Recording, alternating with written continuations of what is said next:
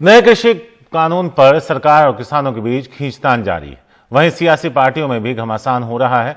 सभी एक दूसरे पर आरोप प्रत्यारोप लगा रहे हैं। कल पीएम ने विपक्ष पर किसानों को गुमराह करने का आरोप लगाया तो विपक्ष की कुछ पार्टियों और एक सहयोगी पार्टी ने सरकार पर ही पलटवार कर दिया। ये झूठ फैलाना एक प्रकार से आदत बन गई है, मजबूरी बन चुका है। जो पहले होता था वैसा ही अब भी होने वाला है। जो अभी हुआ ही नहीं है, जो कभी होगा ही नहीं, उसको लेकर समाज में भ्रम फैलाया जाता है।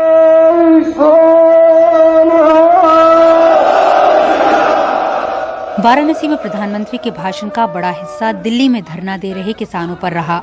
उन्होंने आरोप लगाया कि विपक्ष किसानों को भड़का रहा है। उन्होंने कहा कि तीनों कानून किसानों के फायदे के लिए हैं। पहले तो मंडी के बाहर हुए लेन देन ही गैर कानूनी माने जाते थे। ऐसे में छोटे किसानों के साथ अक्सर धोखा होता था, विवाद होते थे, क्योंकि छोटा किसान तो मंडी पहुंच ही नहीं पाता था। अब ऐसा नहीं है। अब छोटे से छोटा किसान भी मंडी से बाहर हुए हर सौदे को लेकर कानूनी कार्यवाही कर सकता है। प्रधानमंत्री के इस तलक तेवर से पहले उनके सबसे भरोसेमंद सलाहकार अमित शाह ने 24 घंटे में कम से कम 2 बैठकें की। इस दौरान कांग्रेस नेता राहुल गांधी ने भी प्रधानमंत्री पर हमला बोला।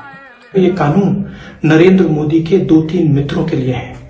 ये कानून किसान से चोरी करने के कानून है और इसलिए हम सबको मिलकर हिंदुस्तान की शक्ति के साथ खड़ा होना पड़ेगा, किसान के साथ खड़ा होना पड़ेगा। सिंघू बॉर्डर जहां सबसे बड़ी तादाद में किसान विरोध कर रहे हैं, वहां पर प्रधानमंत्री नरेंद्र मोदी के इन विचारों को विरोध ही मिला। वो मन में जो बात साल से हम सुन रहे हैं मोदी का, सारे देश के किसान आज 4 दिन से देश के किसान अपने मन की बात मोदी जी को सुनाने आए हैं।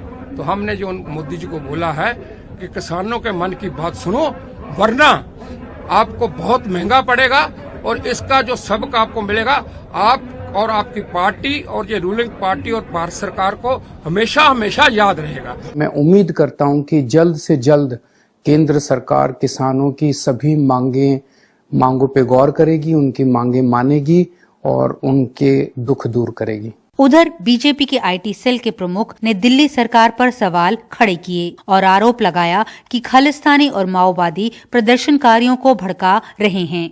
उधर किसानों के समर्थन में खाप पंचायतें भी उठ खड़ी हुई हैं। हैरानी की बात यह है कि ये ऐलान बीजेपी के एक विधायक ने किया।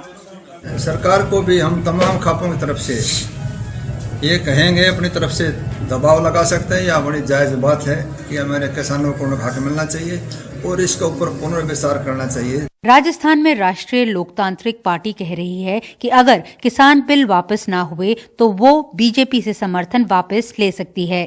हालांकि लोकसभा में उसका एक ही सांसद है, लेकिन 10 से 15 लोकसभा सीटों पर उसका समर्थन आधार है।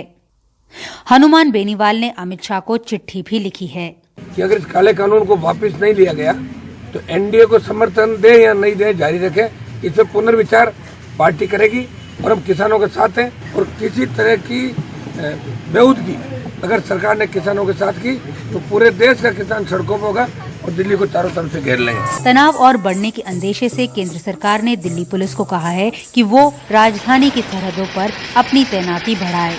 किसानों ने धमकी दी है कि वो दिल्ली आने वाले 5 अहम रास्तों को बंद कर देंगे। नई दिल्ली से अरुण सिंह के साथ नीता शर्मा की रिपोर्ट।